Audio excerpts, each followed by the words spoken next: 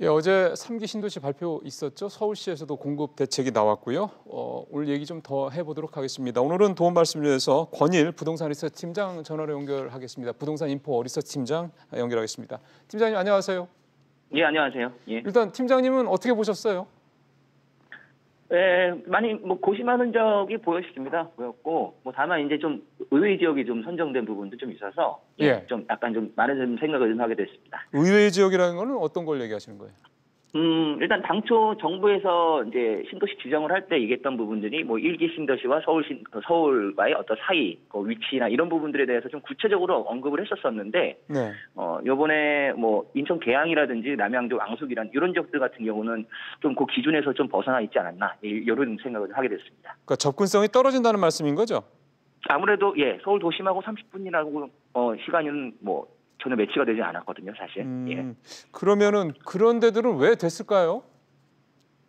아마도 이제 이전에 먼저 거론이 됐던 몇 군데들이 있었죠. 예. 그리고 이제 실질적으로 입지를 봤을 때는 가장 이제 정부에서 원하는 이제 그런 입지를 가진 지역들이었는데, 이런 지역들 가운데 일부가 이제 먼저 사전에 일부 지역이 유출이 된다거나 이런 식으로 이제 좀 안 좋은 일들이 발생하다 보니까 그런 지역들을 좀 배제하고 일단은 좀 차선책으로 다른 지역들을 선택하다 보니까 아무래도 이런 선택이 좀 있었던 것 같습니다.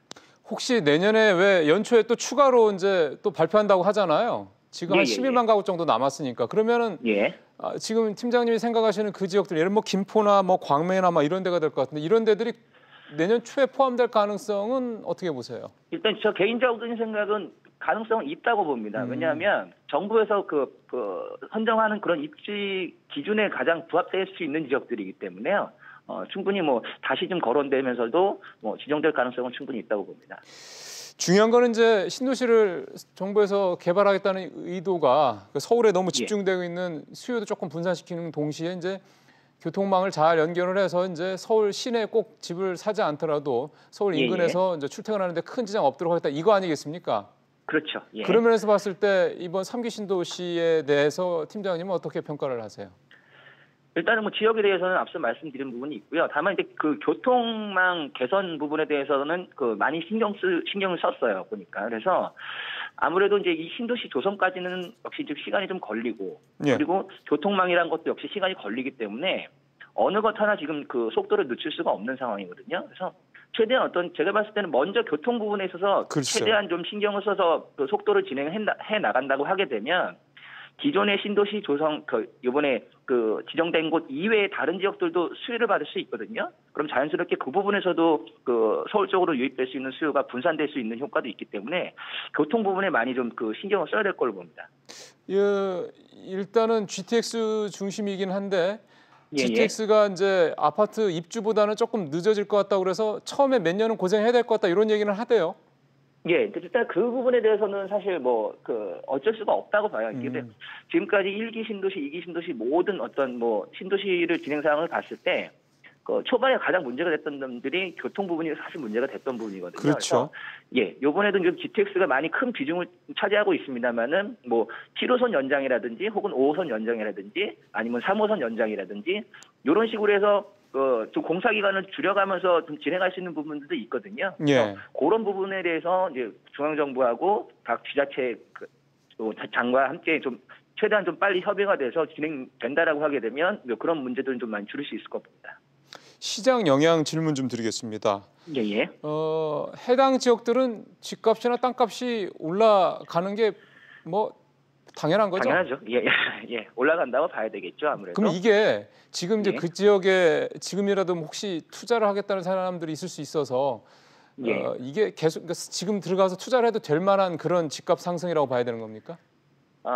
사실 이런 데부터 이제 초반에 너무 이제 과열되는 양상이 있어요. 그래서 정부 같은 경우도 그런 부분들을 좀 우려하기 때문에 토지거래 허가 제도를 실시한다거나 일정 기간에 따라서 자금 조달이라든지 여러 가지 이제 제반 서류들을 제출을 해가면서 거래를 이제 최대한 이제 차단을 하고 투기 수요를 이제 억제를 하거든요. 근데 그럼에도 불구하고 이제 들어가시는 분들이 있어서 아무래도 좀 문제가 되겠지만, 현재로서는 이런 대규모 개발 뒤에는 반드시 그런 부분들은 어느 정도 반대급부적으로 문제가 발생하기 때문에 그러니까 완전히 차단할 수는 없을 것 같고요. 다만 이제 거래 과정에서 편법을 가장한 어떤 불법을 그런 이제 불법을 자행하시는 분들이 계시기 때문에 그런 거 관련돼서는 정부에서 계속 예의주시하면서 좀 관리 감독을 한다라고 하게 되면 예. 어느 정도 좀 투기 수요는 줄일 수 있을 거라고 봅니다.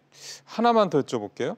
예. 그 이번에 네 군데 중에 하나가 남양주 왕숙인데요. 여기에 6만 6천 가구가 들어서니까 제일 많이 들어서죠. 근데 그렇죠. 기존에도 예. 남양주에는 아파트들이 좀 약간 뭐 난립한다 이런 얘기가 나올 정도로 좀 한꺼번에 많이 들어선 편이라 혹시 예. 뭐 물량 부담 같은 걸로 인해 가지고 그쪽은 또 집값이 뭐 대규모로 떨어지거나 혹시 이런 식의 영향은 없지 않을까 싶어서요. 그러니까 어떤 지역이나 어떤 뭐 곳이든 일시적으로 공급이 집중되게 되면 가격은 떨어지기 마련이거든요. 네. 그거는 일단 막을 수가 없어서. 그래서 이제 이번 왕숙지구 같은 경우는 주변에 뭐 별내지구라든지 뭐 다산신도시라든지 구리 갈매지구라든지 이런 택지지구가 이미 조성이 되고 있고 거의 완성 단계에 있어요. 그래서 실질적으로 이들이 이미 완성 단계에 있기 때문에 이 왕숙지구가 분양할 시점이게 되면은 앞으로 2, 3년 뒤거든요. 그렇죠. 그래서 이 왕숙지구가 2, 3년 뒤에 분양을 하고 그 뒤로 이제 입주하게 되면 또 역시 2, 3년 뒤에는 그렇죠. 뒤가 됩니다. 그래서 지금으로 따지면은 한 6년, 7년 걸리는 시점이기 때문에 아무래도 그 시점까지 해서 입주가 몰리게 되면 그 시기 때는 좀 주춤할 수 있겠지만 앞서 말씀드렸던 것처럼 그 교통망이라든지 이런 부분들이 그 7년 이내에 뭔가 개선되는 부분들이 있다라고 하게 되면 제가 앞서 말씀드린 뭐 다산이라든지 별내 이런 지역에 충격을 최소화할 수 있을 것 같고요. 그리고 왕숙지구도 역시 일시적으로 공급을 집중하는 것이 아니라 좀 순차적으로 공급을 좀 이렇게 시기를 좀 늘려가면서 예. 그렇게 좀 공급을 해준다라고 하게 되면 그런 입주 과잉으로 인해서 그런 충격은 좀 더 완화될 수 있을 거라고 봅니다. 그렇게 말씀하시는 걸 들으니까 이번 3기 신도시가 집값을 안정하는 데는 효과가 있을 것으로 보신다는 것처럼 느껴지네요.